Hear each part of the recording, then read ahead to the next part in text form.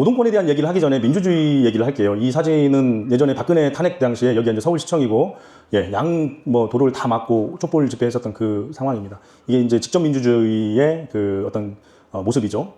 우리 사회가 대한민국 민주국가로 들어섰다라고 인식하는 그 시기가 언제일까요? 1987년도입니다. 영화 1987 보셨죠?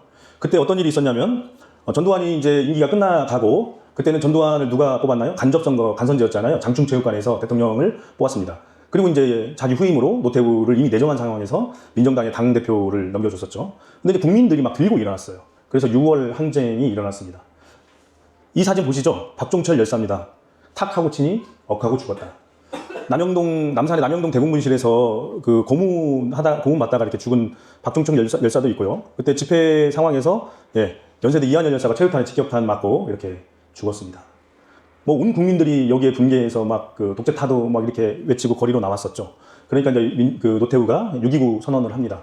대통령을 직접 국민들이 뽑는 직선제를 하겠다라고 얘기합니다. 그러니까 민주국가는 국민에게 주권이 있다라는 거고, 그 주권의 핵심은 사실은 선거권이잖아요. 참정권을 국민들이 좀 받고요. 노동자도 당연히 이제 시민권을 얻었다라고 인식을 하는 거죠. 저희가 11월 첫째 주일 날, 매년 11월 첫째 주에 전국 노동자 대회를 합니다. 1970년 11월 13일 날, 전태일 열사 아시죠? 이 전태일 열사가 죽은 그 날을 기념해서 전국 노동자 대회를 하는데요.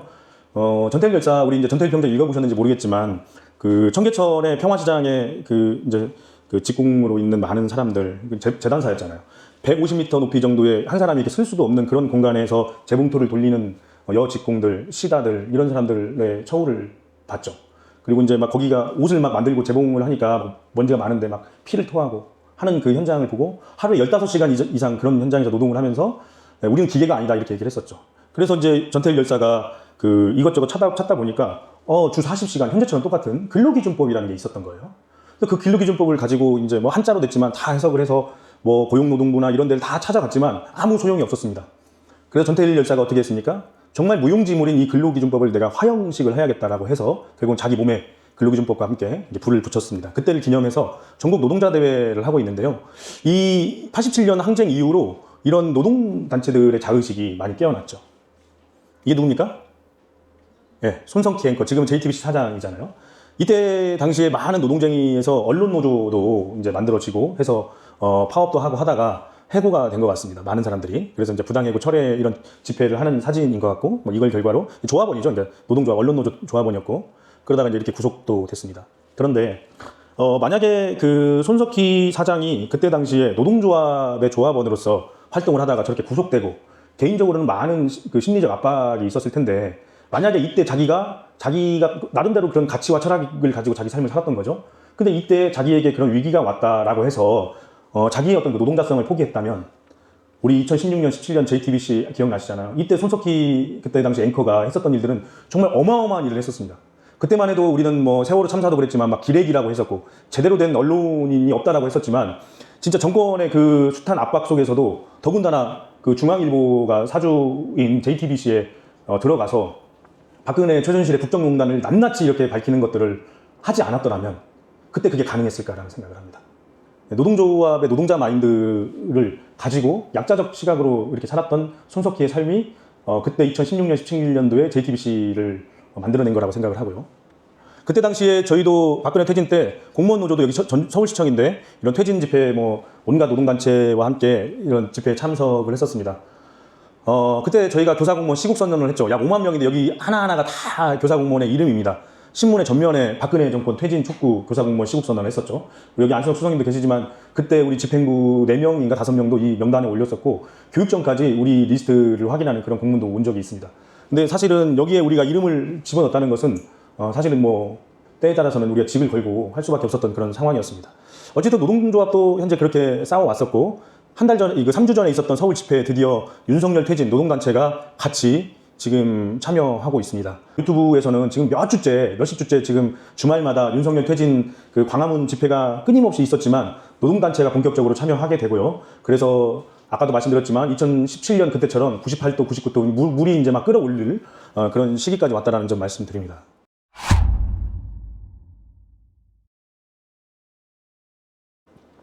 다시 돌아와서 민주국가에서의 가장 큰 가치는 인권입니다. 사실은 그 나라의 인권 지수가 높냐 낮냐에 따라서 그 사회가 민주사회냐 아니냐를 얘기해 볼 수 있겠죠. 우리나라는 어떨까요? 우리나라. 잠시 후에 보여드리고요. 이 인권의 문제를 저희는 노동자이기 때문에 이렇게 볼 수 있습니다. 그래, 민주국가에서 인권적 가치는 내가 이해할 수 있어. 근데 인권과 노동권이 같다고? 여기까지는 좀 저는 잘 이해를 못 하실 거예요. 근데 한번 생각해 보면요. 우리나라 인구 중에 2,800만이 노동자입니다. 우리 같은 노동자예요. 이 노동자의 노동권이 굉장히 향상되어 있는 나라는 그만큼 인권 지수도 높을 거라고 생각을 해요. 노동권이 굉장히 낮은 나라는 그 나라의 인권 지수도 굉장히 낮을 거라고 예상을 할 수 있습니다. 이게 뭐 세계적인 지표에 다 나오고 그런 것들을 좀 보여드릴게요. 현재 산재 사망자가 매년 2,000명 정도가 사망을 하고 있습니다. 우리나라에서. 매년 2,000명 정도가 산재 사망을 하고 있죠. 그뿐만 아닙니다. 매년 13,000명 정도가 자살을 하고 있는 사회입니다. 그런데요, 이렇게 비교하면 이해하실 거예요. 10년 동안에 월남에서 우리나라 국군이 죽은 수가 5,099명입니다. 우리가 월남전 하면은 우리나라 국군이 가서 많이 죽었어 라고 생각을 하겠지만 10년 동안 참전해서 5,099명이 죽는데 현재 우리 사회에서 산재 사망으로 매년 2,000명이 죽고 자살자가 13,000명이 자살하고 있는 사회라고 비교했을 때에는 굉장히 심각하게 받아들일 수 있죠. 그러면 결국은 우리 사회는 여전히 전쟁과 같은 사회라고 이해할 수 있겠습니다. 우리나라의 연간 노동시간은요, OECD 평균 199시간 일을 더합니다. 유럽보다는 더 심하죠. 70일 정도를 우리가 더 일을 하게 돼요. 노동량이 굉장히 많은 나라입니다. 윤석열 정부의 세금을 한번 보세요. 부자는 다 감세를 하고 있습니다. 국세, 법인세, 양도세, 소득세 이런 모든 것들은 다 감세하고 있는 반면에 노동자가 내는 근로소득세는 인상하고 있는 거예요. 현재 이렇습니다. 우리가 부자 감세 왜라고 보면 지금 진강률 보세요. 그러니까 한번 생각해 보세요. 노동자의 근로소득세는 얼마 아니고 주로 법인세, 양도소득세 이런 부자들이 내는 세금이 많다 보니까 세수가 덜 거쳤잖아요. 작년에 한 60조가 덜 거쳤고 올해 한 30조가 예상치보다 좀 덜 거쳤습니다. 그래서 내년도에 전북교육청 어떻게 되나요? 30조가 덜 거쳐가지고 덜 내려옵니다. 교부세가. 전국의 17개 시도에 약 6조 5천억 원이 덜 내려옵니다. 내년도에. 다행히도 2021년, 22년도에 전북교육청 우리 코로나 때 문재인 정부 때 세수 많이 거쳐서 1조 7천억을 도교육청에 기금으로 가지고 있었던 거 아실 겁니다. 방송에도 많이 나왔으니까요. 근데 지금 2년 반 교육감 바뀌고 2년 반 됐는데 얼마나 남았을까요? 제가 지난번에 기자회견 하느라고 자료를 좀 조사해보니까요. 한 5천억 정도 남았는데, 다 쓰고 5천억 정도 남았는데, 내년에 3,200억을 더 씁니다. 내년도에 교육시설 환경 개선 기금만 3,200억을 지금 편성을 해서 지금 예산 심의를 받고 있어요.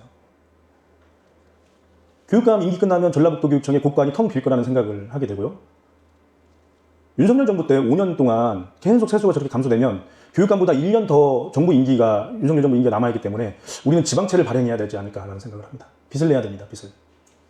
그 빚을 내야 되는 상황인데 제가 말씀드렸잖아요. 내년도 예산을 그래서 한번 들여다보니까 정말 온갖 선심성 예산은 곳곳마다 460억, 120억 이렇게 숨겨놨고 지금 아시잖아요. 우리가 실장들 많이 계시는데 학교에 청소 인력조차도 한 명 더 추가하지도 못하고 있는 그런 상황이지 않습니까? 다시 돌아와서 생활물가 지수가 8.9% 올라왔습니다. 윤석열 정부 내내. 근데 저희 작년도 우리 이제 7급, 6급은 임금 인상률이 1.7%. 하도 이제 언론에서 예전에 정말 공무원들 철밥통이라고 하고 연금 때 그렇게 공격했던 언론조차도 요즘 공무원들이 불쌍한가 봐요. 신규 공무원 2022년도에 기사에 30년 만에 최저치의 그 경쟁률이라고 했는데 올해 또 더 떨어졌잖아요. 그러니까 공무원들 임금부터 너무 힘들다고 하니까는 이제 어쩔 수 없이 그나마 3.5%라고 인상했다고 내년도에 한다고 하지만 생활 물가 지수에 비교하면 우리는 정말 임금이 계속 마이너스인 겁니다. 이걸 보시면 알아요.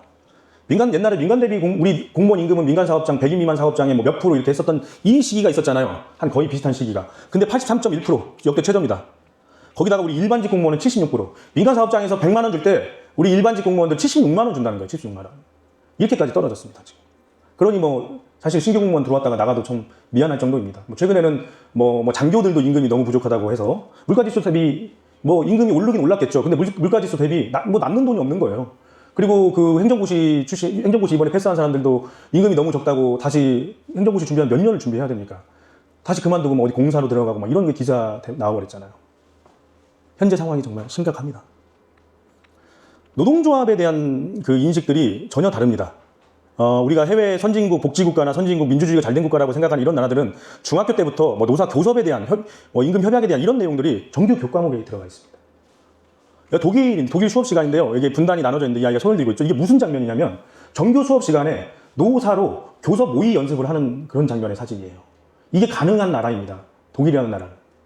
유럽의 여러 나라들이 주 2시간, 주 3, 주 2회 또는 3회 노동교육을 받아요. 그런 사회가 노동교육을 그렇게 수업 시간에 아이들에게 받게 된다는 건 사회적 합의가 있었다는 얘기잖아요. 왜 그랬을까요? 한번 생각해 보세요. 그 나라들은 민주주의 의식이, 노동자의 의식이 너무 잘 되어 있는 나라입니다. 그래서 내 아이가 나중에 크면 90% 이상 다 노동자로 살아갈 거야. 그러면 학교에서 노동자의 노동권이 무엇이 있는지 이런 것들을 가르쳐야 된다라고 사회적 합의가 된 거예요. 우리 학교에서는 이게 가능하지 않죠. 제가 이 얘기를 어느 선생님한테 얘기를 하니까 그 선생님이 하시는 말씀이 이걸 가르칠 수 있는 선생님도 없습니다라고 얘기하죠. 예. 참 우리의 노동권 얘기를 좀 더 하겠지만 우리나라의 현실이 정말 심각하다는 것을 우리는 잘 인식하지 못합니다.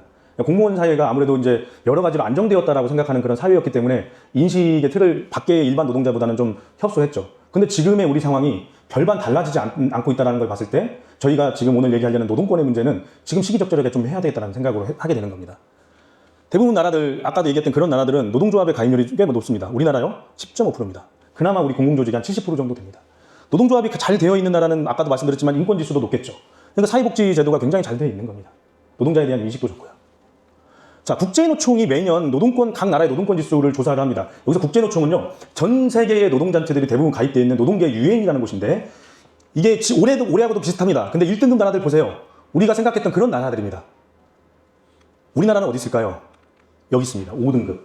주변 나라 한번 보세요. 이란, 이라크, 요르단, 쿠웨이트, 브라질, 캄보디아 이런 나라하고 우리가 같은 나라입니다. 등급이. 노동권 지수가. 우리 사회가 민주주의 국가라고 얘기하지만 노동권 지수가 이렇다는 겁니다. 그러면 5등급이 뭘까 볼 수 있죠. 법 제도에서 노동권이 존재하지 않는 나라. 그 바로 밑에가 전시 상황처럼 사실상 정부 기능이 마비된 나라라고 합니다. 법과 제도에서 노동권이 존재하지 않는데요. 왜 그럴까요? 헌법 33조에는 노동자의 노동상권이 보장되어 있는데 하위 법령이 법과 제도로 보장되어 있지 않은 거예요. 한번 보세요. 근로기준법 적용 못하는 5인 미만 사업장 노동자들이 360만입니다. 교섭권 없는 간접고용 노동자가 누굴까요? 하청업체 직원. 하청업체 직원이 원청 사장과 교섭을 할 수가 없는 나라입니다. 노동권 아예 보장받지 못하는 특수고용자 누군가요? 배달, 학교에서는 강사 직군 이런 분들 있잖아요. 아예 노동 기본권 자체가 없잖아요. 누구하고 교섭을 하고 누구하고 뭘 합니까? 이 사람들이 파업을 합니까? 불가능한 나라잖아요.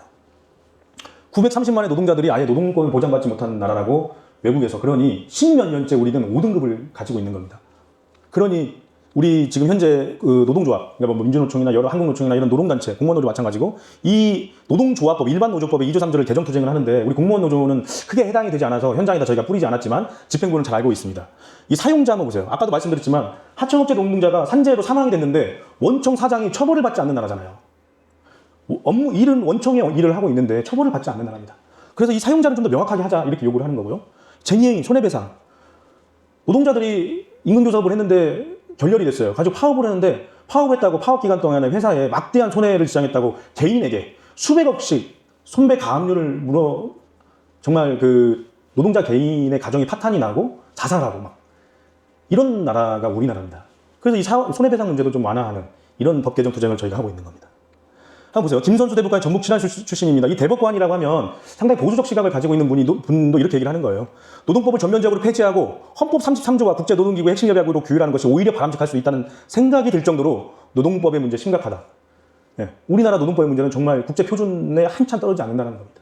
이런 사회에서 우리는 살고 있고, 공무원 노동자가 그동안은 그래도 어느 정도 퇴직 후에 그리고 우리의 임기 중에도 여러 가지 안정적인 삶을 살았지만 임금부터 연금까지 다 이렇게 파탄나고 그런 상황에 우리는 다시 이제 노동권의 문제를 생각을 해볼 수 있는 거죠. 그래서 우리 6기의 투쟁 방향은 노동권 쟁취라고 정했던 겁니다. 여기 넘어가고요. 그러면 공무원 노동자인 나는 어떤 노동권을 가지고 있지? 한번 여기에 우리의 인식을, 오늘 내용의 핵심이기도 하고요. 이해의 폭을 좀 넓혀야겠다는 생각을 했습니다. 당연히 이제 헌법 33조 2항에 여기 보면은 헌법인데요. 33조 1항에 일반 노동자들의 노동상권이 있고 공무원 노동자는 2항으로 해서 제한적으로 따로 빼놨습니다. 어찌됐든 노동상권을 갖는다라고 했지만 단결권, 노동조합에 가입할 권리, 예전에는 6급 이하로 나눴었는데 제한했었는데 문재인 정부 들어서 이제 공무원인 노동자도 공무원 노조에 가입할 수 있다라고 바꿨죠. 왜 그랬을까요? 여러분 나눠드린 내용이 있습니다. 우리가 총파업 공무원노조, 전국 공무원노조가 올해가 총파업 20주년입니다. 전무후무한 총파업을 우리가 했던 적이 있죠. 그 전 4년 전에 전국 공무원 노동조합이 처음 생겼습니다. 전국 단위 공무원 노조가 처음 생겼고, 그때 생겼을 때 공무원 노조법이 없었어요. 그래서 우리는 불법단체, 법의 노조, 이렇게 있었죠. 그런데 이제 정부에서 그러면 이제 공무원 노조법을 만들자라고 20년 전에 했습니다. 근데 보세요. 학교에는 3개의 노동조합법으로 나눠져 있는 그 조직들이 있습니다. 그 일반 노조, 아까 얘기한 노동상권이 다 보장된 노조는 어디에 있죠? 공무직 노조가 그 법을 적용받고요. 전교조, 교사노조, 교원노조법, 우리 공무원 노조는 공무원 노조법, 3개를 적용받는 조직이 우리 학교에 있습니다. 공무원 노조법하고 교원 노조법은 특별법이에요. 그래서 노동상권을 제한을 뒀어요. 20년 전에 그런 법을 제정을 하려고 하니까 우리 공무원 노조가 강하게 막아섰죠. 그래서 총파업을 했던 겁니다. 우리 선배들이 현장에 많은 공무원들이 파업을 해버렸어요. 그래서 300년 넘게 수배당하고 해직당하고 막 이렇게 했었죠. 문재인 정부 들어설 때까지 그렇게 이제 136명의 해직자가 남아 있었습니다. 우리 전국 공무원 노동조합의 해직자죠. 근데 노동조합은 이 사람들이 해직됐다고 해서 공무원이 아니다라고 해서 조합원이 이제 더 이상 아니다라고 하지 않은 거예요. 이 사람들이 공무원 노조를 위해서 해직됐으니까 이분들을 계속 임금을 어느 정도 우리가 보전해주면서 현장 활동가를 썼습니다. 그래서 우리의 혈압 문제 때문에 맨날 그 겨울이나 이런 때 보면 국회나 청와대 앞에서 막 정부청사 앞에서 현수막으로 매일 거기서 살았던 선배들이 대부분 다 해직되신 분들입니다. 근데 문재인 정부가 그것을 복권해주면서 현 신분상 공무원이 아니니까 공무원이었던 사람도 노동조합에 가입할 수 있는 권리를 준 겁니다. 그래서 지금 대부분 다 이제 100% 복직을 했고요. 그 중에 상당수는 이미 이제 몇 년 퇴직을 앞두신 분들이고요. 단체 교섭권. 임금 교섭할 수 없죠. 우리가 임금 교섭할 수 없죠. 다만 이제 지금 보수위원회를 통해서 지금 우리 임금 협상을 하긴 한다. 근데 이게 문제가 있어요. 이게 이제 그 법정 기구가 아니다 보니까 임금 협의를 해요. 3.5%로 내년에 올렸는데 이게 기재부로 가면 기재부에 또 깎기도 합니다. 그래서 지금 우리 공무원 노조는 보수위원회를 법제화하자는 투쟁을 하고 있어요. 그러면 이제 어느 정도 이런 교섭의 내용도 좀 달라지죠. 단체 행동권 우리는 파업을 할 수가 없죠. 우리가 이제 뭔가 집회에 참여하려면 연가를 내거나 조퇴를 하거나 아니면 주말에 이런 때를 이용해서 이제 집회를 할 수 있습니다. 근데 최근에 좀 반가운 소식은요. 지금 현재 국회에 그 민주당에서 공무원 노조법을 전면 개정하는 그런 내용의 입법이 진행되고 있습니다. 그래서 공무원 노조에게도 단체적에서 임금 교섭을 할 수 있게 하고 파업도 할 수 있는 그런 내용들, 물론 완벽하게 하진 않지만 지금보다 훨씬 더 이렇게 열어놓고 뭐 심지어 경찰 공무원도 노동조합에 가입할 수 있게 그렇게 이렇게 해서 일단 어쨌든 노동상권이 그런 식으로 있습니다. 노동시간도 우리의 노동권입니다. 노동시간. 우리 근로기준법상 주 40시간의 노동시간을 내가 보장받았고 주 40시간 이상의 근무를 하려면 누구의 지시에 의해서 할 필요가 없는 거죠. 내 판단에 의해서 내가 오늘 야근이 좀 필요해? 라고 하면 할 수가 있는 거죠. 근데 현장이 좀 그렇지 않더라고요. 여러분 여기 계신 분들 최근에 그 가을에 그런 거 있으셨잖아요. 어울림 한마당 가셨던 분 계신가요? 뭐 토요일 날 했잖아요. 그럼 가고 싶어서 가셨던 분도 있겠지만 일부 뭐 차출된 걸로 알고 있습니다. 그거 끝난 지 몇 주가 됐는데 몇 주밖에 안 됐는데 도교육청은 명랑 운동회 한다고 과별로 몇 명씩 차출을 한다고 해서 저희가 좀 항의를 했습니다. 근무 시간 외 시간은 나의 권리인데 몇 명씩 이렇게 동원이 되는 거죠. 그리고 뭐 최근에 저희한테 들어온 제보에는 어디 지역청에 우리 교육장님께서 주말에 그렇게 산에 가시는 걸 너무 좋아하신다고 그래서 직원들한테 산에 가자고 하신다는데 이런 거 있을 수가 없는 겁니다. 사실은. 그뿐만 아닙니다. 우리의 시간을 한번 보세요. 1시간 그냥 공짜로 일하고 있잖아요. 그래서 공무원노조에서 이 1시간 제외하는 것들의 문제를 계속 해결하려고 하고 정부하고 계속 협의하는 건 이거는 다른 거 아닙니다. 우리의 노동권이고 우리의 권리이기 때문에 거기에 맞게 우리 대가를 지불해달라는 겁니다. 노동시간의 문제도 나의 문제라 꼭 생각을 하시고 여기 덧붙여서 지금도 가끔 민원이 오는데 연가나 병가 쓰는 것도 다 나의 권리예요. 그렇기 때문에 교장 선생님이 아닌 기관장이 연가를 못 쓰게 한다라고 하는 분들 계셔요. 반드시 그 사람의 권리를 존중해줘야 됩니다. 노동권 침해인 거예요, 그거는. 자, 노동량과 명확한 업무. 명확한 업무 한번 먼저 볼까요? 우리 3월, 9월 신학기 되면 이제 노동조합이 바빠지기 시작합니다. 민원이 많이 들어와요. 업무 분장부터 막 싸우시는 거죠. 근데 참 불과 한 4, 5년 전만 해도 현장에서는 너무 그런 아우성이 있는데 이제 어느 정도 저희가 보니까 많이 인식이 바뀐 것 같아요. 그래서 현장에서 직접 그냥 정리를 합니다. 우리 실장님들이 우리 단협에 업무 분장에 대해서는 행정실장의 의견을 존중한다라는 그 협약문이 있으니까 실장님들이 정리해주는 경우도 있어요. 이거 우리 못 받는다는 경우도 있고. 근데 간혹가다 이제 요즘도 그렇게 이제 민원이 들어오는데 여전히 그 업무 문제 가지고 핑퐁하고 있어요. 근데 이제 공무원인 우리는 대부분의 업무가 법으로 정리가 되어 있죠. 어떻게 해야 되고 어떻게 해야 되는 업무들은 우리가 다 주로 이제 뭐 출납원 회계 업무나 이런 것들은 우리가 다 하지 않습니까? 시설 업무랑. 근데 이제 요즘 신규 업무들, 뭐 에듀페이나 뭐 이런 업무들 오면서 여기에서 또 이제 새로운 이슈들이 생긴 거죠.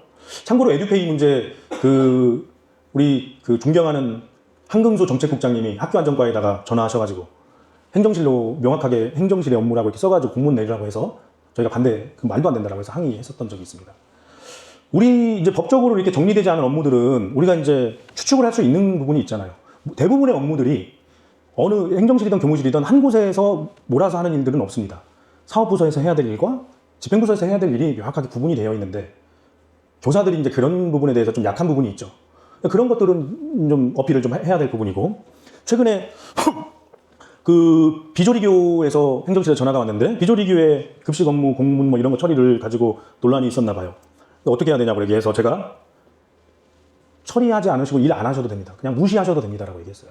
그러니까 내 업무가 아닌 거에 대해서 우리는 정말 참 착해요. 저 사람들이 안 하게 되면 막 기분 나쁘지만 뭐 당장 보고도 해야 되고 하니까 막 우리가 해줬는데 어느 순간 그런 선의가 완전히 저 사람들의 권리가 돼버렸잖아요. 안 하셔야 됩니다. 지금이라도 안 하죠. 공문 발송하라고 하면 우리는 반드시 해야 된다고 생각하지만 안 해도 돼요. 네. 결국은 끝까지 누가 안 하면 피해보는 사람은 누구겠습니까? 네. 그냥 끝까지 안 하다가 저쪽에서 계속 좀 더 파이가 막 세게 들어오면 노동조합 이름 걸고 얘기하셔도 됩니다. 저희가 찾아갈 수도 있는 거고. 그래서 우리는 나의 명확한 업무만 나의 노동자의 권리, 이것도 나의 권리인 거죠. 노동의 양. 그 2012년도인가요? 우리 저기 신규 공무원이 자살한 거 기억나실 겁니다. 전주의 모 중학교에서 신규 공무원이 자살을 했어요. 그 신규 공무원이 자살했던 내용들을 설명을 해드리면, 이 공무원이 원래는 순창군청 공무원이었어요. 순창군청 공무원. 근데 이제 그때 당시에 순창에 AI가 터져가지고, 인자 막 입직한 지 얼마 안 된 공무원이 정말 멘탈이 나가죠. 살아있는 가급류를 마대자루에다 막 넣어가지고 이렇게 메모한다고 한번 생각해보세요. 멘탈이 나갑니다. 너무 힘들어하니까 그 와이프가 초등교사였는데, 그러면 이제 그만두고 교육행정직 시험 봐가지고 들어와라 해서 들어왔고, 10월에 연수 받고 3월에 임용돼서 3월 말에 그렇게 일이 생겨버렸습니다. 일단 뭐 그때 당시 한 10여 년 전이니까 우리 좀 나이 드신 실장님이 있었던 학교였던 것도 있고요. 근데 실장님이 사실은 아시잖아요. 그때 에듀파인을 그 퇴직을 앞두신 실장님들이 좀 하기가 좀 힘드셨던 부분도 있고, 그것이 문제가 아니라 거기는 중학교다 보니까 막 교원 인사 업무, 그리고 신규자다 보니까 3월 달에 학교가 엄청나게 바쁘잖아요. 주변에 누가 알려주는 사람이 없는 상황에서 사방이 벽이었을 거라는 생각을 하는 거죠. 제 페이스북에 그때 그 건을 이렇게 기록한 것이 있어서 매년 3월 말에 그게 이제 떠오르는데 제가 약간의 트라우마가 있어요. 그래서 왜 내가 그때 좀 적극적으로 대응해주지 못했을까라는 생각을 하고, 그래서 이제 연탄불을 피웠습니다. 그 친구가. 그래서 이제 그 아이가, 그 집이 이제 송천동이거든요. 그래서 송천동에 갔죠. 그 집에 갔는데 7살짜리 꼬마 여자아이 딸이 있더라고요. 와이프가 이제 초등교사고. 근데 와이프가 그 메모지를 복사한 걸 저희 줬는데 이제 업무 관련한 내용들을 막 이렇게 적은 거고, 거기에 이제 이렇게 써 있어요. 자꾸 자기를 다독이는 내용들이 있는 거죠. 나만 힘들지 않다. 다른 사람도 힘들다. 조금만 버티자. 막 이런 게 막 페이지마다 있습니다. 그래서 이제 그때에 우리 그 공무원 노조가 기자회견을 도교육청에서 했잖아요. 현수막을 지금도 사진이 있는데 그때 업무 가동률 100% 이렇게 있었습니다. 여기 업무 가동률이라는 건 뭐 그때나 지금이나 다르지 않는데 교원 업무에 대해서 교원 업무 경감 관련한 뭐 보고서, 논문 이런 거 많지만 우리 행정직에 대한 그 논문은 지금도 별로 없는데, 그때 하나 찾은 게 충북대 정영수 교수가 그 대학 연구소에서 이제 연구 보고한 자료인데 거기에 업무 가동률이라고 있어요. 우리 행정실의 업무를 이렇게 이제 한번 들여다본 거죠. 근데 이제 100%라고 돼 있어요. 2월 3, 4월 달 학교는 정말 업무가 100%, 8시간 이상을 합니다. 주로 야근까지 다 하잖아요. 그래서 100%인데 거기에 이제 이런 내용이 있죠. 업무 가동률 평소에 60%만 되어도 업무량이 많다. 우리 지금 업무 가동률 60% 이상 안 될 것 같습니까? 하루 8시간 중에 60%만 풀로 일해도 업무량이 많대요. 우리 8시간 근무 시간 줬다고 해서 8시간 앉아서 책상에 앉아서 일하는 거 아니잖아요. 밥도 먹어야 되고 휴식도 좀 해야 되고 뭐 차도 마실 수도 있고 화장실도 가야 되고 이런 것까지 다 포함해서 근무 시간이라는 겁니다, 사실은. 근데 여기를 60시간 아니 60% 정도 이상의 것들을 우리는 지금도 하고 있어요. 그래서 현장의 업무 가동률은 지금도 많습니다. 이게 여기하고도 연결이 되어 있죠, 사실은. 이 노동의 양이 우리의 권리인 거죠.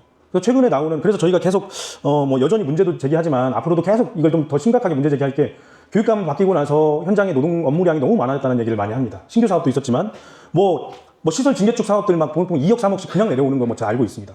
저희 아이가 다녔던 초등학교가 신설학교고 5년밖에 안 된 학교의 도서관을 새로 리모델링 한다고 3억 5천이 내려오는데 이게 말이 안 되잖아요.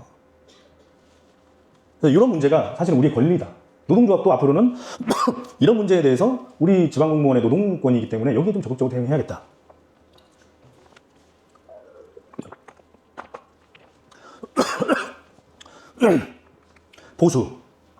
보수가 나의 노동권이야? 이건 너무 지극히 당연한 겁니다. 노동자는 나의 노동의 대가로 보수를 받는 거잖아요. 우리는 보수가 나의 노동권이라는 것에 대한 인식이 그렇게 크진 않아요. 근데 민간 사업장의 노동자들은 나의 노동의 아까 8.9% 생활 물가지수가 올랐는데 민간 사업장에서 그러면 노동자들이 임금교섭 한 10% 인상해달라고 하는데 아예 인상 5%만 해. 화가 나죠. 생활물가지수 대비 나는 10% 정도 받아야 되는데. 그래서 파업도 하고 막 난리를 치지 않습니까? 그 사람들은 너무 명확하게 이 보수가 나의 노동권이라는 것을 알기 때문에 그렇게 파업도 하고 세게 나가는 거거든요. 우리는 임금교섭권이 없다 보니까 1.7% 줬다가 3.5% 주면 정부가 아유 너무 많이 줬네. 너무 고맙네. 이렇게 생각할 거라는데 그건 아니라는 거죠. 생활물가지수 대비 우리도 충분히 그 보수를 받을 수 있는 권리가 있다고 생각을 해요. 노동자의 가장 큰 권리입니다. 보수는. 나의 노동력을 파는 거 아니겠습니까? 그래서 만약에 이제 아까도 말씀드렸지만 그런 지금 현재 그 법이 바뀌면 우리 공무원 노조의 지금 임금의 이 계속 뒤처지고 있는 임금 문제는 더 크게 싸울 수 있겠죠. 나의 권리니까. 그럼 이거는요. 승진 문제. 승진 문제는 보수 문제하고도 연결이 되어 있지만 한번 생각을 해보세요. 공직사회에 같이 들어왔는데 누군가는 7급으로 누군가는 6급으로 퇴직하고 누군가는 뭐 5급 넘어서 서기관까지 단다면 불합리하다고 생각하지 않을까요? 그 사람이 서기관 다시는 분이 막 특출나게 나보다 일을 막 정말 잘했어. 누구나 인정해. 그거 받아들일 수가 있죠. 노동 일도 굉장히 많이 했고 뭐 그런 분들 간혹 우리가 인식하잖아요. 우리 굉장히 그 서기관님은 평상시에 그 직원들한테도 참 잘하고 일도 정말 열심히 해서 그런 분도 있지만 납득이 안 가는 분들도 좀 있습니다. 왜 이렇게 승진의 차별이 있어야 될까 생각. 물론 들어가는 관문이 좁긴 합니다만 최대한 어느 정도 합리성과 형평성, 공정성이 담보되었으면 내가 납득할 수 있지만 납득하지 못하는 경우도 있죠. 그뿐 아닙니다. 직종마다 어느 직종은 6급에서 퇴직을 해야 되고 많이 승진하면 어느 직종은 뭐 5급까지도 못 가는 상황, 5급까지 겨우 가는 상황, 어느 직종은 뭐 서기관 부의장관까지 가는 여기에서도 우리가 한번 생각해 볼 문제가 있습니다. 그러니까 이런 승진의 문제에 대해서 우리가 나의 노동권이라고 생각해 본 적은 거의 없을 거예요. 그래서 제가 내년도에 우리 공무원 노조가 우리의 노동권이라고 생각하고 이 승진 문제를 한번 다뤄보자 라고 생각하고 여러 가지의 여러분 현장의 아이디어를 좀 듣고 싶어서 아까 그 말씀을 드린 겁니다. 당연히 이제 갑질 인권 침해 받지 않을 권리 뭐 이런 게 있는 거죠. 지금 도교육청 제가 오늘 오면서 너무 황당했는데 그 인권조례가 교육인권조례가 서거석 교육감 됐을 때 우리 노조도 막 적극적으로 교육인권조례 제정 참여해가지고 요구해가지고 교육인권조례가 만들어졌고 그걸 근거로 학생인권센터가 교육인권센터로 바뀌었어요. 뭐가 바뀐지는 아시죠? 그간에 학생인권 교권뿐만 아니라 학교 구성원 전체 인권을 다루는 조례가 교육인권조례입니다.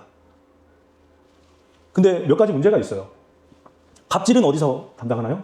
감사관에서 담당하고 인권침해 문제는 인권센터에서 담당하는데 우리가 어떤 사안이 발생했을 때 인권침해 따로 갑질 따로 있는 것 같습니까? 그렇지 않아요. 막 다 뒤섞여 있어요. 어느 좀 갑질 잘하는 사람이 난 갑질만 할래 그럴 것 같죠? 아니에요. 난 인권침해 아니야. 인권침해도 하고 막 있는데 이게 부서가 나눠져 있어요. 그래서 제가 이걸 인권센터로 다 넘겨라라고 하고 있는데 이게 잘 되고 있지 않은 문제 또 하나. 그러면 이제 인권센터에서 부서가 팀이 교직원 인권보호팀 뭐 이런 식으로 해야 되잖아요. 지난번에 보니까 교권보호팀으로 돼 있는 거예요. 그 담당 장학사의 세부 업무 사항에는 교직원 뭐 인권 뭐 이렇게 돼 있는데 교권보호팀인 거예요. 팀명 바꾸라고 해서 바꿨습니다.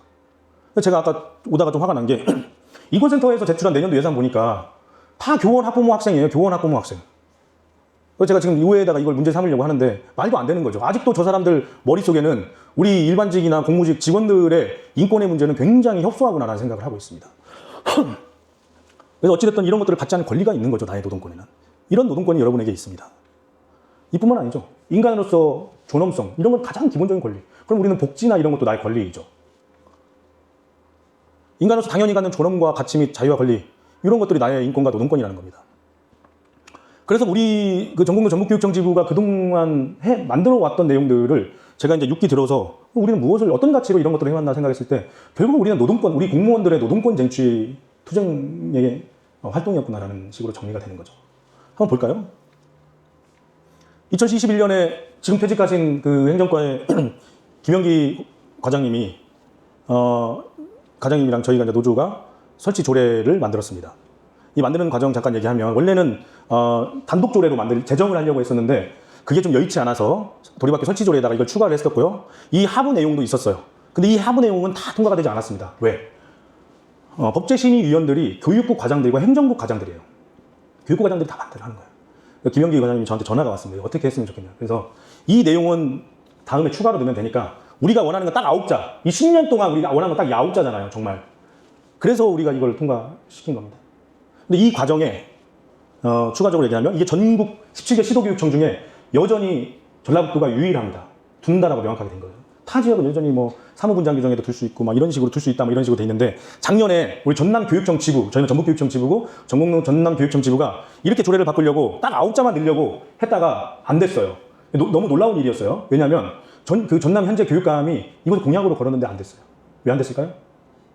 전남 교사노조가 반대를 했어요. 우리도 10년 동안 법제화, 원래는 법에다가 초중등교육법 20조에다 담으려고 했는데 안 된 이유가 뭡니까? 전국의 각 지역 교총 회장들의 공약사항이 이 행정실 법제화 반대예요. 교총. 엄청난 사람들입니다. 교장, 교감들. 근데 이렇게 이제 안 되니까 작년에 이거 안 되니까 이제 우리 전남교육청 지부장이 집회를 했어요. 도교육청에서. 도교육청 집회했는데 몇 명 온지 아세요? 저는 교육청 소속 공무원들이 이렇게 많이 집회한 거는 저희 10여 년 동안 처음 봤는데 2,000명이 왔어요. 2,000명이. 우리 일반직, 교육행정직 일반직 공무원들이 2,000명이 왔어요. 그래가지고 이제 집회하고 전남교육청 애워 싸서 이렇게 돌고 그랬죠. 수석님 그 기억나시죠? 네. 그랬습니다.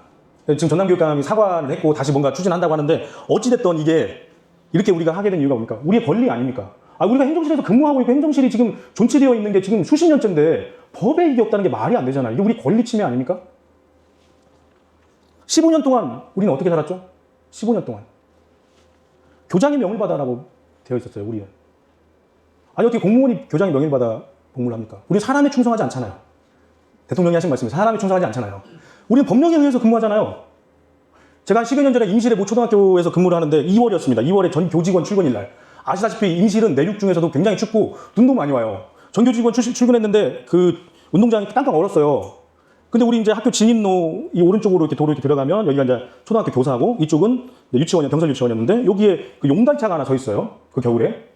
근데 교장 선생님이 그 전 교직원 출근일 날 이제 마이크 들고 하시는 말씀이, 오늘 출근하신 교사 공무원 다 그 곡괭이와 삽과 호미를 들고 운동장에 다 집합하라는 거예요. 교장 선생님이. 뭔 일인가 다 우르르 갔죠. 그랬더니 용달차 뒤에 회양목이 3,000주에 막 배롱나무 막 이런 게 꽉 있는 거예요. 이걸 가지고 유치원 이렇게 들어가는 여기에 들어가는 진입로에 6m, 4m 화단을 만들라는 거예요. 화단을. 너무 황당했습니다. 지금도 눈에 선한 게 그 초임 여교사가 그 호미로 얼음을 깨작깨작 이렇게 까던 걸 기억을 하고 있는데요.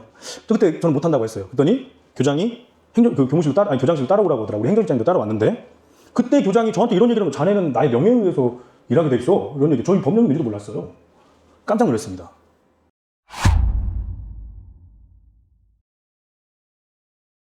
그래서 공무원노조에서 이렇게 바꿨죠.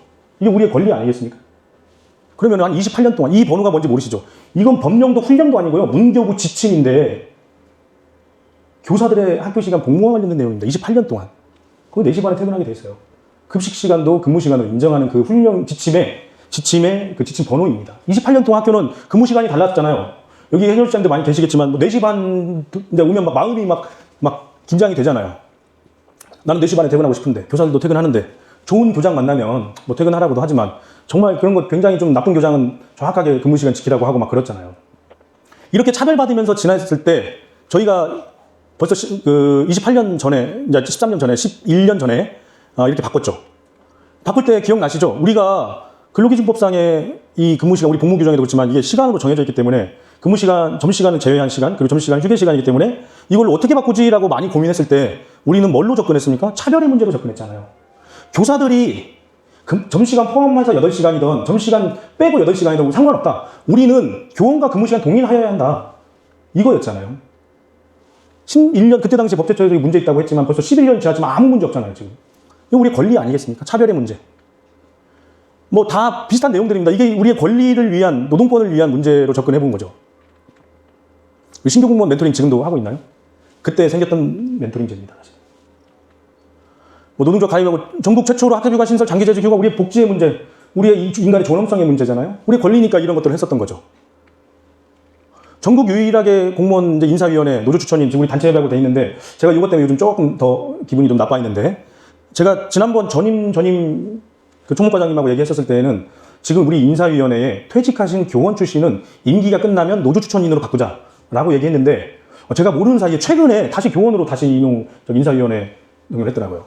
그래서 요거는 좀 저희가 좀 문제 제기를 할 예정이고, 이 공로연수 어떻게 6급 이하는 6개월이고 5급 이상은 1년입니까? 이건 차별의 문제라고 생각을 했던 거죠. 그래서 이번에 1년으로 노사협의 다 바꿨죠.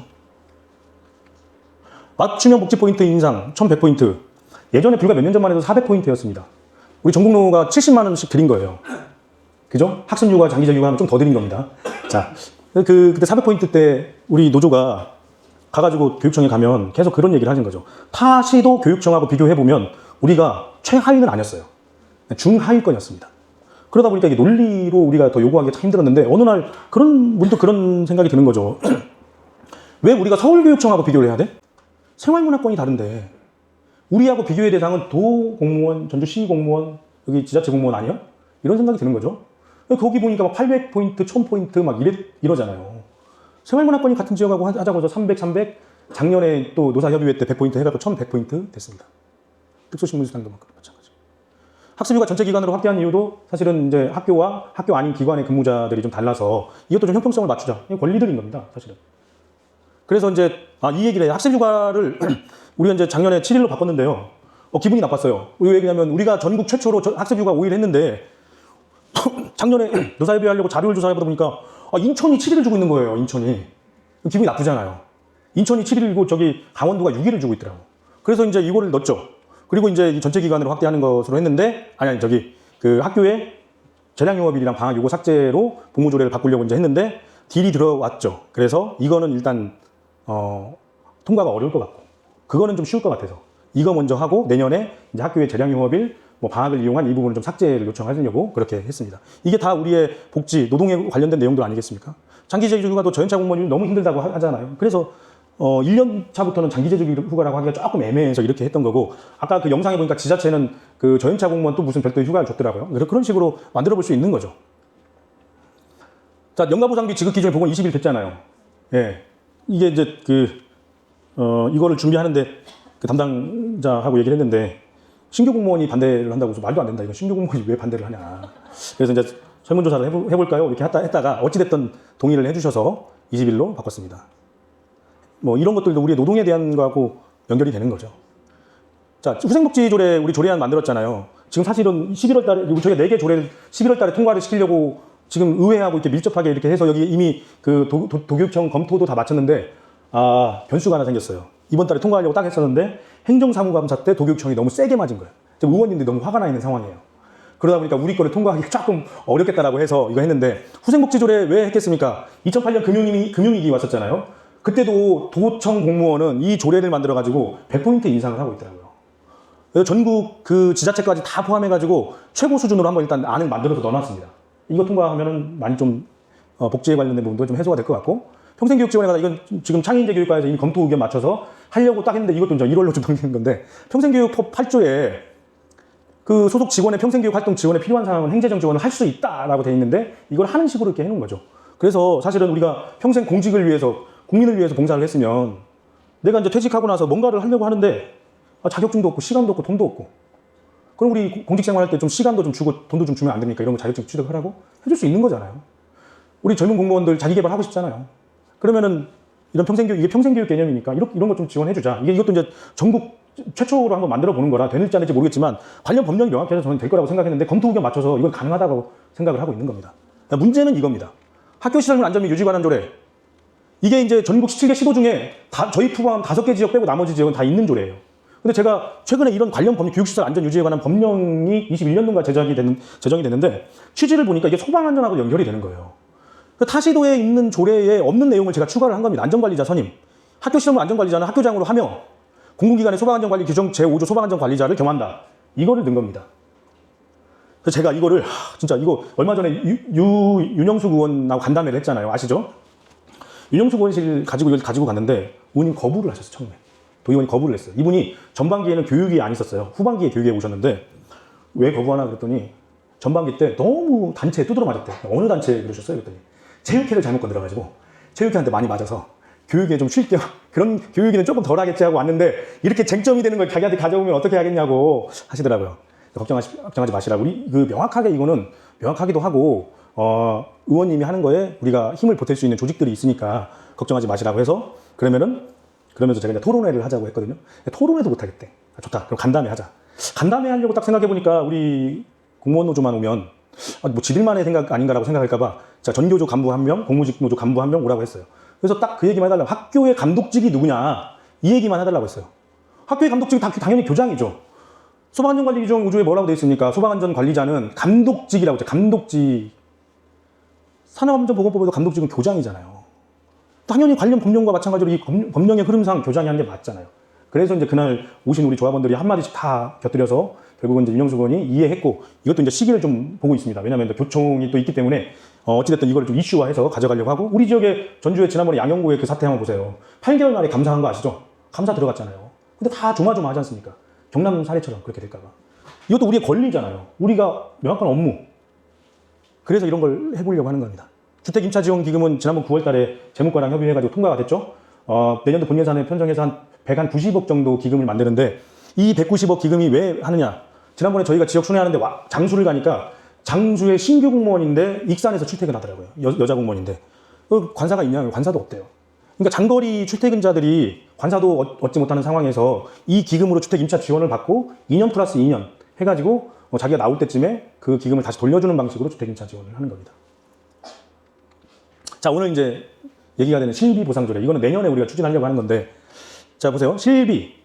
공무원은 나의 임금 한번 보세요. 수당은 무엇을 근거로 수당을 주죠? 지방공무원, 수당 등에 관한 규정으로 교육감 권한이 아닙니다. 이거는 이 수당이라는 용어는 보수적 개념이잖아요. 실비는 보상적 개념입니다. 그래서 지방공무원법 46조에 보면은 교육감이 조례를 만들어서 실비 보상을 해줄 수 있게 되어 있어요. 그래서 이거를 전국 지자체 포함해서 최초로, 기관에서는 최초로 한번 실비 보상 조례를 한번 짜보는 겁니다. 보상. 나의 일상적 노동에 대한 보상 행위가 아니라 그건 임금으로 받으니까 일을 하는데 여러분이 계신 그 기관에서 이런 업무는 조금 실비로 보상해줘야 되는 거 아니야? 라는 업무를 발굴을 해주셔야 된다는 겁니다. 예를 들자면, 이게 이제 예시입니다. 예시. 공립학교 운영위원회 간사 실비. 아시다시피 모르시는 분도 계시겠지만 전라남도 교육청은 학교 행정실장에게 학교 운영위원회 간사 실비 벌써 3년째 주고 있습니다. 얼마? 회당 7만 원. 네. 이러니까 어느 지역 실장님이 나 4번 할까 6번 해야 되나? 이런 얘기 웃자고 하셨는데, 어쨌든 그 실제 업무를 하는 사람에게 간사 실비를 줄 수 있는 거죠. 가스안전관리자. 통학 차량을 하는데 급식 차량까지 하는 그 운전직 선생님. 민원 업무. 학교에 민원 업무 수당 못 주는 거 아시죠? 3가지 요건에 맞아야 된다. 예를 들자면 민원실이 있어야 되고 막 그런 거 있잖아요. 주 업무의 민원. 이게 요건에 해당되지 않으니까 민원 업무 수당 줄 수가 없어요. 그럼 여기에다 한번 넣어보는 겁니다. 이런 것도 있어요. 전라북도 내 거주지에서 근무지까지 30km 이상 출근 또는 퇴근하는 사람. 이게 가능하다고? 출퇴근 거리가 30km 가능해? 우리 발상을 좀 바꿔보면요. 일단 이 얘기를. 제가 이걸 어디서 유출했냐면, 익산시 공무원노조 위원장이 제 고등학교 선배인데 이분하고 얘기를 하다 보니까 익산시 공무원들은 20km 이상 출퇴근 거리면 복지 포인트를 더 준대요. 복지 포인트를. 1월, 7월 인사 때 거주지하고 근무지를 이렇게 분석해서 복지 포인트를 더 준대요. 생각을 좀 바꿔보면 우리는 광역이잖아요. 그리고 내가 공직 생활하는 노동자로서 내 임금을 길거리에다 이렇게 깔고 다닌다고 생각해보세요. 그러니까 어느 정도의 거리는 내가 이해할 수 있어. 근데 저도 예전에 그 무주 안성초 익산에서 무주 안성초 206km 왕복 출퇴근했거든요. 그런 분도 많이 계시잖아요. 그러면 이거를 공직 생활하는 공무원의 노동자의 임금을 바닥에다 깐다고 생각, 특히나 저연차 공무원들 그렇게 장거리를 임금을 깐다고 생각을 해보면 이건 좀 아니지 않나라고 생각을 해볼 수 있는 거죠. 그래서 꼭 굳이 30km가 아니어도 좀 해볼 만하다. 그 외에도 여러 기관에서 예를 들어 직속기관에서 지원청에서 근무하시는 분들이 이러한 업무를 하는 사람들에게는 그 업무는 실비를 좀 주자, 이런 얘기 할 수 있는 거 아니겠습니까? 그래서 이거를 저희가 다 수집해서 다 넣을 수는 없겠지만 순차적으로 나중에 개정한다 치더라도 이걸 내년에 한번 한번 추진을 해보려고 하는데, 내년에 될 가능성이 희박하죠. 왜 그럴까요? 아까도 말씀드렸지만 도교육청의 곳간이 지금 텅텅 비고 있는 상황이어서 이런 거 들어줄 일이 만무할 수 있습니다. 교육감이 바뀌어서 바뀔 수도 있어요. 어찌됐든 아예 생각해보지 않고 뭔가 추진하는 것과 이미 뭔가 준비해놓고 계속 그걸 향해서 간다면 저는 후자는 분명히 성공할 수 있을 거라고 생각해요. 학교 행정실 법제와 법 10년 두드려서 안 되면 행정실 조례로라도 만들 수 있는 거지 않습니까? 우리가 그것이 우리의 하나의 목표였고 사업이었기 때문에 그게 가능했다고 생각하고, 근무 시간도 마찬가지고 여러 가지 우리가 생각했던 복지제도가 처음에는 세상에 학습 휴가를 줄 거라고 누가 생각했어요. 지자체 공무원들 그렇게 복지가 잘 돼 있지만 학습 휴가 못 내지 않습니까? 그래가지고 다들 부러워하죠. 그러니 이 학습 휴가 누가 생각이라도 했겠어요? 근데 됐잖아요. 지금 최근에 지자체 공무원들은 학습 휴가 이런 말 안 쓰고 무슨 휴가 이런 식으로 더 막 넣고 있어요. 해보자는 겁니다. 5년이 되던 한번 해보자는 거죠. 그래서 이런 것도 좀 써주셨으면 좋겠습니다. 이런 모든 거를 우리는 노동권 쟁취다라고 이제 이해를 하자. 그러면 좀 달라지죠. 그간에 그래 많이 주면 좋고 안 주면 기분 나빠 이건데, 이거 당연히 우리의 권리니까 우리가 쟁취해야 되는 거라고 생각한다면 조금 태도가 달라질 수 있을 겁니다. 우리 그 6기 전북교육청 지부는 제가 그 6기 시작하면서 몇 가지 좀 다짐한 게 있는데 그 중에 하나가 일단 조합원들의 경사는 좀 몰라도 예산 최대한 일이 없으면은 급한 일이 없으면은 좀 참여해야겠다라고 생각하고 그 중에 또 일단 그간에 이제 집행부와 현장 조합원들의 간극을 좁히는 방법을 어떻게 찾아갈까라고 생각했을 때 우리는 계속 이제 학습하고 연구하고 토론하고 소통하고 이게 가장 기본으로 돌아가자. 학습하고 연구하고 토론하고 소통하고 이것들을 끊임없이 하자. 그리고 집행부만 있는 게 아니라 집행부를 보좌해 줄 수 있는 많은 뭐 연구그룹, 뭐 동아리, 뭐 자문그룹 이런 것들이 정말 같은 고민들을 같이 해줄 수 있고 집행부는 그것들을 좀 받아 안을 수 있는 그런 체계로 가자 이렇게 생각하고 결국 이 목적은 우리는 투쟁이다 라고 생각을 하는 거죠. 마무리 말씀드리겠습니다. 아까도 그 전남교육청 지부 말씀드렸는데 내년도에는 저희가 그 단체 교섭이 있는 해입니다. 그래서 저희 그 집행부가 지금 지역순회 12월 둘째 주까지 끝나면 또 겨울에 학교로 찾아갈 거예요. 학교로 찾아가고 많은 의견들을 더 청취하고 뭐 설문조사도 해보고 계속 그렇게 할 겁니다. 그렇게 하는 이유는 내년에 사안들이 굉장히 중요할 거라고 생각을 해요. 신규 사업들을 저쪽에서 과연 우리의 요구대로 받아줄까? 그렇지 않을 거라는 생각 들고 아까 또 조례도 있잖아요. 조례도 몇 개 더 있죠. 그리고 또 승진의 문제 이런 게 있지 않습니까?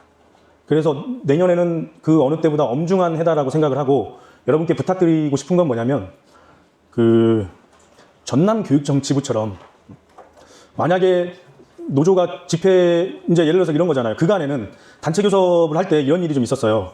단체 교섭이 어떤 사안에 대해서 팽팽하게 이렇게 있었을 때 저희는 사실은 막 그거를 막 물리치고 막 물리고 막 뛰쳐나오고 그러기보다는 최대한 설득해 보려고 했었고 결국은 뭐 한다가 안 되니까 할 수 있다, 노력한다 이런 정도로 했는데 내년도에는 교섭을 하면서 어떤 내용의 사안의 중경을 이렇게 구분해가지고 중요한 사안은 사측에서 들어주지 않을 경우 우리는 집회도 하고 싸우기도 하고 그렇게 해볼 거라고 생각을 합니다. 그래서 저희가 만약에 꼭 그렇게 하려고는 생각하지 않지만 노동조합이 뭔가 세게 뭔가 집회도 하고 싸우려고 할 때 현장에 있는 조합원들, 우리 일반직 공무원들이 참여를 해주셔야 돼요. 사실은 나의 노동권이기 때문에 이제.